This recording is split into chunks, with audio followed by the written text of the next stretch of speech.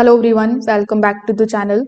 In today's video, I'm going to show you exactly how to find the QR code on a Ring Floodlight camera in 2026 so that you can set it up quickly without any confusion.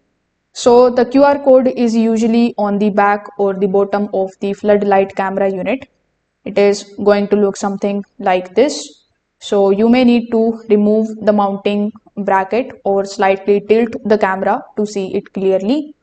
On some newer Ring floodlight models, the QR code is placed inside the mounting base or bracket.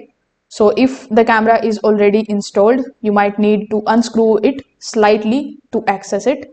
Now, if you can't find it on the device, you can also check the original box or the setup guide or manual. Ring often prints an extra QR code sticker there for easy access. If scanning doesn't work, you can manually enter the 5-digit setup code. This code is printed near the QR code on the device or packaging. So that's how you can easily find the QR code on your Ring floodlight camera in 2026.